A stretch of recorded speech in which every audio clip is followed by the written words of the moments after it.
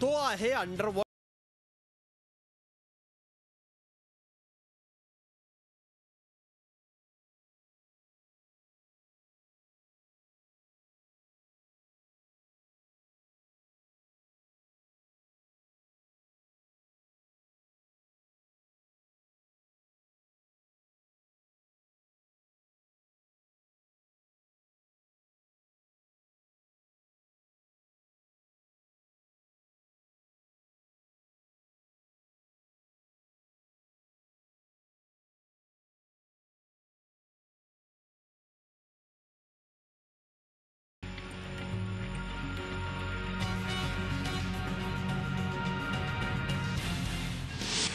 तो आहे most wanted गुन्हेगार.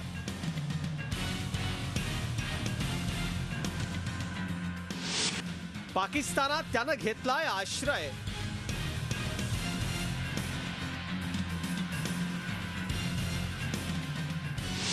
तो ISIच्या छत्रछायाखाली राहतोय.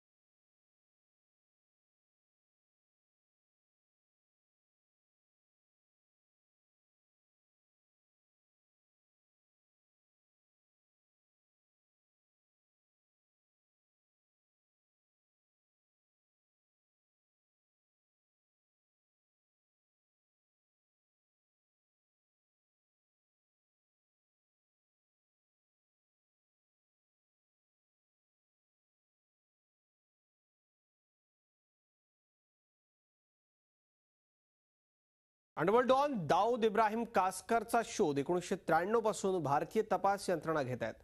मात्र त्याला जेरबंद करण्यात अद्यापही यश आलेलं नाही. मात्र कुख्यात डॉनला भारतात परतायचं होतं. तो भारतात परतण्याचा प्रयत्न करत असल्याचं बोललं जातंय. त्यानं 2 वर्षांपूर्वीही तसा प्रयत्न केला होता. दाऊदला आता भारतामध्ये का परतायचंय? ISIनं दाऊदच्या नाड्या आवळल्या आहेत का? पाकिस्तान दाऊदला असुरक्षित वाटतोय का? या सगळ्या प्रश्नांचा वेध आपण घेणार आहोत दाऊदचा रिटर्न प्लॅन या खास शो मध्ये.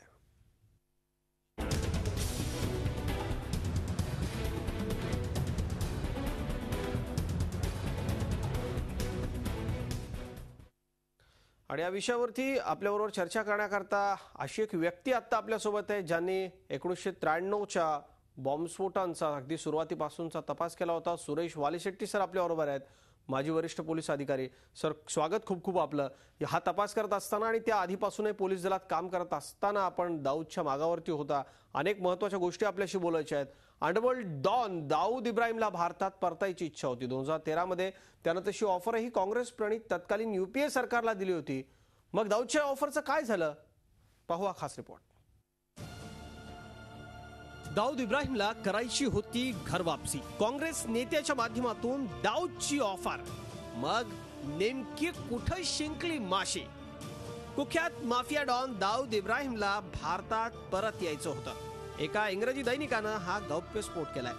2013 मध्ये पेशानं वकील असलेल्या एका काँग्रेस नेत्याच्या माध्यमातून डी कंपनीच्या भाईनं ही इच्छा व्यक्त केली होती. दाऊद किडनीच्या विकारानं आजारी आहे. त्याला आपल्या कुटुंबियांसोबत राहायचं होतं. या ऑफरवर तत्कालीन पंतप्रधान मनमोहन सिंग आणि राष्ट्रीय सुरक्षा सल्लागार शिवशंकर मेमन यांच्यात चर्चा झाली. मात्र दाऊदच्या अटींमुळे त्याच्या विरोधात भारतात खटले चालवणं अशक्य झालं असतं. त्यामुळं ही ऑफर धुडकावण्यात आल्याचं समजतंय. मात्र नेहमीप्रमाणे मनमोहन सिंग यांनी मला काही आठवत नाही असं सांगत मौन बाळगलंय. तर काँग्रेसनेही या संदर्भात हात झटकणंच पसंत केलंय. आज खबर आई है इसके ऊपर इंडियन एक्सप्रेस में, आपका क्या कहना है? देखिए, इसमें कुछ तथ्य नहीं है हमारे वक्त कोई ऐसी इस तरह की कोई इन्फॉर्मेशन नहीं थी। आपके पूरे टेन्योर में आज तक ऐसा नहीं हुआ? नहीं हो सकता। दरम्यान दाऊदच्या ऑफरवर शिवसेनेनं तीव्र नाराजी व्यक्त केली आहे। लादेनप्रमाणे पाकिस्तानात घुसून दाऊदच्या मुसक्या बांधायला हव्या असं शिवसेनेला वाटतंय। अगर हमारे में हिम्मत है, इतना बड़ा देश है, इतनी बड़ी फौज है, तो पाकिस्तान के ऊपर ऐसा दबाव बनाइए कि पाकिस्तान खुद उनको घिसट कर पकड़ के हमारे हाथ दे देगी।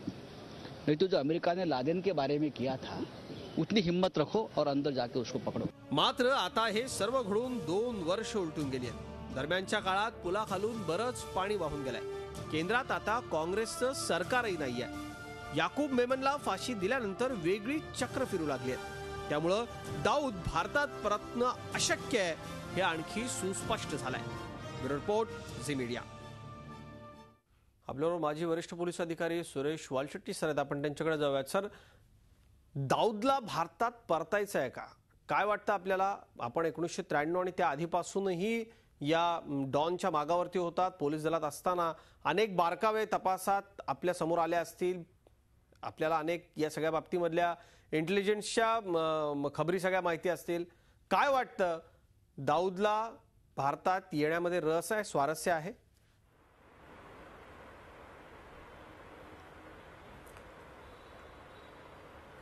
यामध्ये मी एवढं म्हणू शकेन जी की की ज्या वेळेला हा प्रश्न आता परवा काही दिवसापूर्वी आम्ही हा पाहिला आणि त्याच्या पूर्वी देखील पेपरमध्ये वाचनात आलेलं आहे की यांनी राम जेठमलानी ज्या वेळेला त्याने हा प्रपोजल केलं होतं आणि शरद पवारनी त्याचं खंडनही केलं होतं। खंडन म्हणजे त्याने ॲडमिट करून सांगितलं की त्याच्या ज्या अटी होत्या त्या अटी आम्हाला मान्य करणं अशक्य होतं। म्हणून या विषयावर मला एवढं म्हणता येईल की ह्याचा ज्याने अभ्यास केलेला आहे, ज्याच्याबद्दल बऱ्याच लोकांनी याच्याबद्दल चांगला अभ्यास करून आपलं मत मांडलेलं आहे। परंतु हा प्रश्न असा आहे की मला नाही वाटत की याचं स्पष्ट उत्तर कुणाकडून मिळेल। कारण का, हे जे मोठे गुन्हेगार असतात ह्यांच्या मनात काय चाललेलं असतंय याच्याबद्दल जरासं आपण प्रिडिक्ट करणं हे फार मुश्किल असतं। सर, या सगळ्यामध्ये ही शंका जी आहे ती अशा करता की आता दाऊदचे आणि ISIचे संबंध पूर्वीसारखे आहेत का? ISIने दाऊदला पाकिस्तानात ठेवलंय असं सांगितलं जातं। आपण तसे अनेक पुरावे देखील भारत सरकार अधिकृतरित्या पाकिस्तानला अनेक वेळा देतं, दाऊदचं नाव देतं। पाकिस्तान सरकार काही ते ऐकत नाही, हा भाग अलहिदा। पण कुठेतरी दाऊद आजारी आहे, त्याच्या किडन्या निकामी झालेल्या आहेत, तो खूप आजारी आहे आणि त्याला पुन्हा आपल्या मायभूमीत परत यायचंय, भारतात परत यायचंय। काही अटी टाकून भारत सरकार आपल्याला येऊ देईल का देशामध्ये, असा त्याचा प्रयत्न कशा करता असावा? म्हणजे त्याचा जो पैसा आहे किंवा त्याचा जो व्यवसाय आहे त्या पलीकडे जाऊन दाऊद काही विचार करतोय का? तिथे त्याच्या जीवाला काही धोका आहे का? असं वाटण्याची शक्यता आहे। म्हणून आपल्याला हा प्रश्न, असं काही वाटतं का आपल्याला?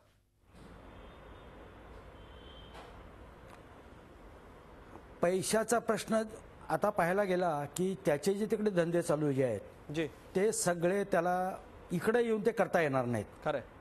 त्यामुळे पैशाचा प्रश्न आपण जरी बाजूला ठेवला, जसा मनुष्य आपल्या एजने वयाप्रमाणे मॅच्युअर्ड होत जातो त्यावेळेला त्याला असं वाटत असतं की त्याचे विचार जरासे मोठ्या प्रमाणामध्ये बदलत असतात आणि शेवटी तो ज्या वेळेला बेरीज वजाबाकी करतो त्यावेळेला त्याला असं वाटतंय की आपण आता यात काय कमावलं।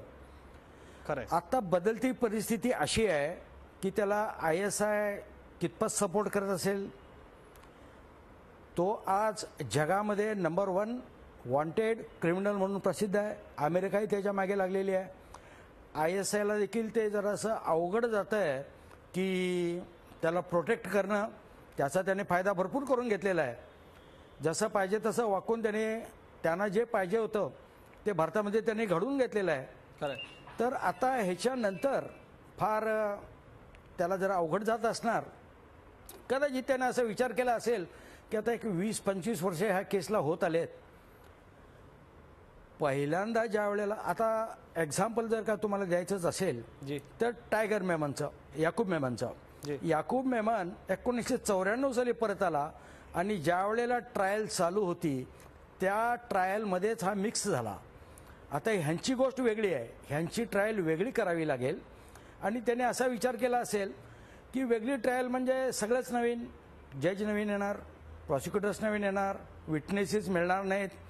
पूर्वी जेवढं केस चालवणं जेवढं इझी असतं तेवढं आता नसतं. इन्व्हेस्टिगेशन एजन्सीला पण ते अवघड जातं. जी. आणि कदाचित त्याचा फायदा त्याला उचलायचा असेल. आणि जसं पहिल्यांदा याकूब मेननने विचार केला की मी काही केलंच नव्हतं, मी फक्त फायनान्स केला होता, काही मीटिंग अटेंड केलेल्या होत्या, मला काय होणार नाही, अशा हेतून कदाचित परत आला असावा, असा विचार कदाचित दाऊदच्या मनात आला असावा. आणि म्हणून त्याने हा प्रस्ताव पाठवण्याची शक्यता आहे. तशी शक्यता आहे सर, कारण आपल्याला मला अनेक प्रश्न आपल्याला विचारायचे आहेत. ते म्हणजे असं की आता दाऊदचा उपयोग ISIच्या दृष्टीने संपलेला आहे का?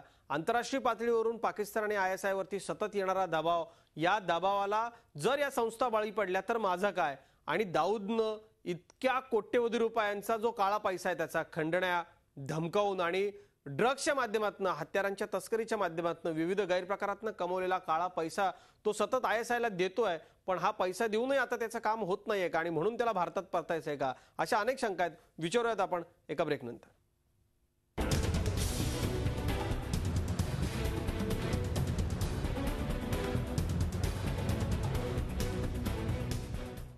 सुरेश वालशेट्टी आपल्याबरोबर आहेत, माजी वरिष्ठ पोलीस अधिकारी. सर, आत्ता दाऊदची इच्छा असली तरी त्याचा परतण्याचा मार्ग किती सुकर आहे? काय अटी घालून तो येणार असला तर त्याचं असं प्रत्यार्पण शक्य आहे का?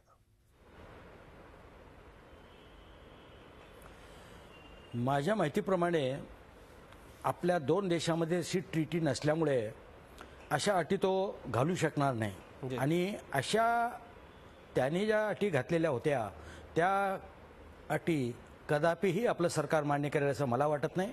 कारण फक्त तो सरकारचा प्रश्न नाही आहे, तो आपल्या इन्व्हेस्टिगेशन एजन्सीचाही प्रश्न आहे. कारण इन्व्हेस्टिगेशन एजन्सी हा दाऊद काय 93 पासून आपल्याला पाहिजे असं नाही आहे. माझ्या माहितीप्रमाणे तो 85 ते 86च्या दरम्यान भारत सोडून निघून गेला आणि तेव्हापासून तो आलेला नाही. 85-86 पासून 93 पर्यंत देखील त्याच्यावरती बरेच खटले आपण नोंदवलेले आहेत. त्यामध्ये तो वॉन्टेड आहे. त्याबद्दल रेड कॉर्नर नोटीस पाठवलेल्या आहेत. तेव्हा देखील तो आलेला नाही आहे. आणि त्याच्यानंतर देखील अशा बॉम्बस्फोट आणि बऱ्याच केसेसमध्ये तो एक्स्ट्रॉशन केसेसमध्ये वॉन्टेड आहे. आणि अशा ह्याच्यामध्ये तो अटी घालू शकत नाही. अबू सालेमच्या बाबतीत गोष्ट वेगळी होती. अबू सालेम हा पोर्तुगालमध्ये सापडला होता. पोर्तुगालशी आपली ट्रीटी होती. त्यावेळेला त्यांनी काही अटी घातल्या आणि आपल्याला त्यावेळेला ते गरजेचं होतं. आणि म्हणून आम्ही त्यांच्या अटी मान्य करून त्याला भारतात आणलं. पण मला नाही असं वाटत की ह्या अटी आपण मान्य करू आपलं सरकार. आणि तो जे सांगतो की एक अट अशी होती की मला घरी ठेवा आणि माझ्यावर केसेस चालवा आणि मला ते संरक्षण द्या. मला नाही वाटत की अशा ह्या अटी भारत सरकार किंवा आपलं सरकार CBI मान्य करेल. आणि त्यामुळे ह्या अटी सोडून तो इकडे येईल किंवा प्रत्यार्पण शक्य आहे असं मला तरी वाटत नाही. खरं सर, अगदी. आणि या सगळ्यामध्ये एक गोष्ट तितकीच महत्वाची की मग असं असूनही, हे सगळी पार्श्वभूमी माहिती असूनही वारंवार दाऊदनं पुन्हा भारतात परत येण्याकरता असे प्रयत्न का चालवलेत? बोलूयात एका ब्रेक नंतर.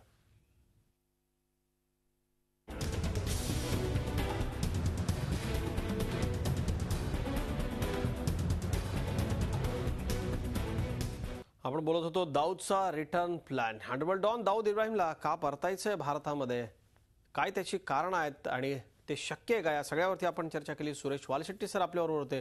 सर, आपले खूप खूप आभार.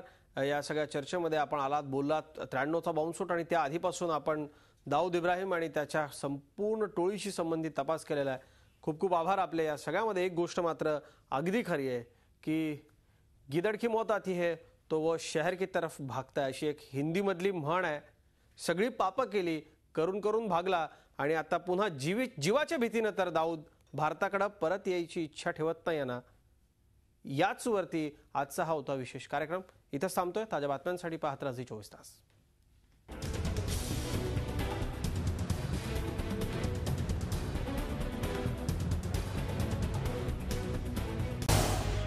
झी 24 तास रहा एक पाऊल पुढे